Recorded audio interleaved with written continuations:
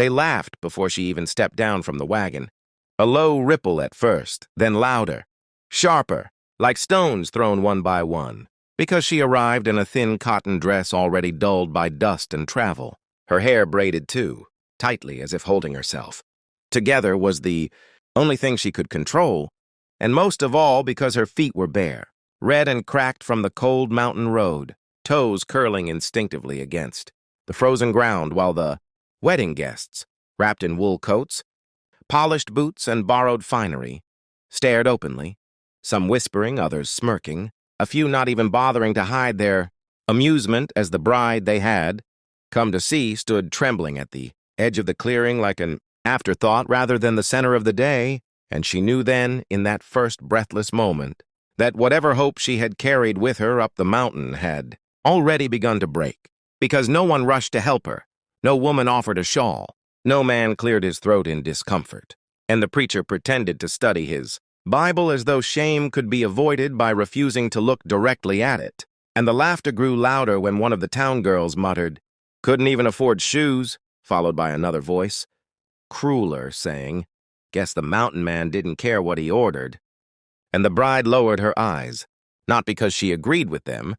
but because she had learned long ago that meeting cruelty head-on only made it sharper, and she reminded herself that she had survived worse than this, survived hunger, survived being passed from hand to hand like an unwanted thing, survived a journey promised as salvation, but delivered as another test of endurance, and yet her knees still shook as the cold bit deeper into her soles. Each pebble a reminder that she did not belong among these people, that she was an outsider dressed as a bride. And when the wagon driver finally flicked the reins and turned away, without a backward glance, leaving her alone with her humiliation, she clenched her fists and whispered a prayer that no one could hear, not even God, because she wasn't sure anymore who was listening.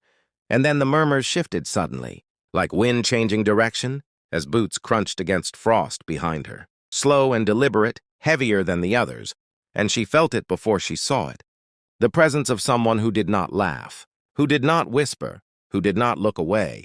And when she lifted her eyes, she saw him standing at the edge of the gathering, taller than any man there, shoulders broad beneath a worn coat, beard dark and untamed, eyes the color of deep river water after snowmelt. And the laughter died not because of kindness, but because of fear, because everyone in that town knew the mountain man, knew he lived where the roads ended and the laws loosened their grip, knew he spoke little and endured much, and yet no one had expected him to stand there now, watching the barefoot bride as though she were the only soul in the clearing, and for a long moment nothing moved, not the preacher, not the guests, not even the birds in the trees, until the bride swayed slightly, her strength finally giving way, and before she could fall, before the cold or the shame could take her to her knees, the mountain man stepped forward, closed the distance in 3 long strides, and without asking permission, without explaining himself, he bent and lifted her into his arms, solid and warm and utterly real, her breath catching in surprise as her bare feet left the ground. And the sound that followed was not laughter this time, but stunned silence, broken only by someone gasping, "What's he doing?" as the mountain man turned toward the cabin behind the clearing and said, in a voice low enough to rumble but steady enough to command, "She's freezing," and carried her inside, while the wedding guests stood, rooted to the spot, watching the moment everything they thought they understood slip out of their control. And as the cabin door closed behind them, shutting out the cold, the laughter and the judgment, the bride pressed her face against the rough wool of his coat and, for the first time since the journey began, allowed herself to believe that maybe, just maybe, this mountain had brought her here not to be broken, but to be saved. When the mountain man set her down beside the hearth,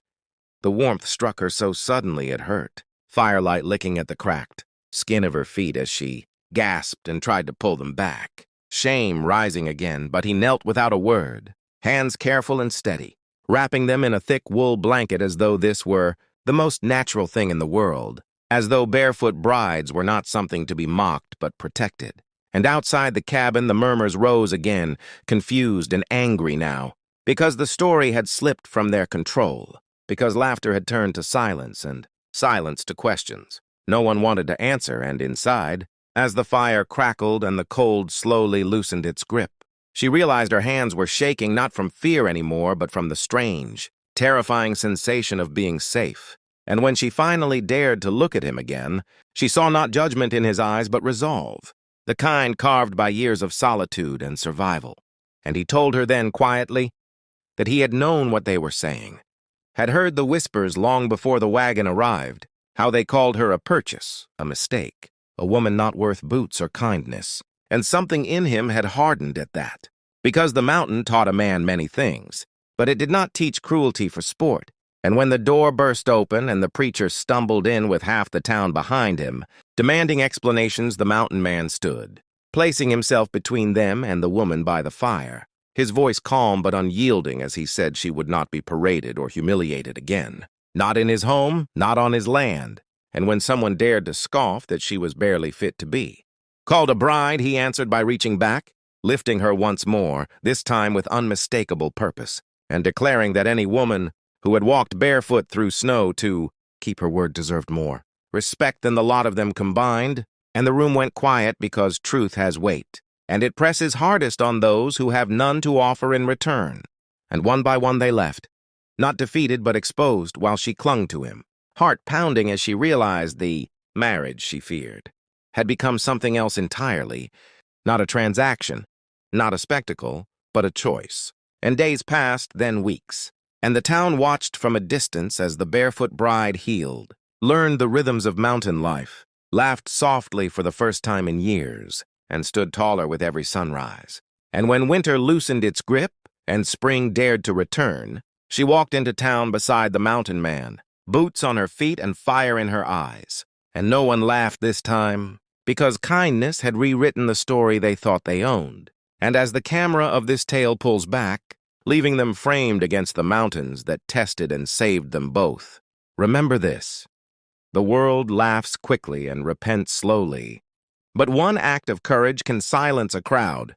So if this story moved you, if you believe kindness still matters and strength can look like gentleness, make sure you subscribe to the channel, because stories like this, stories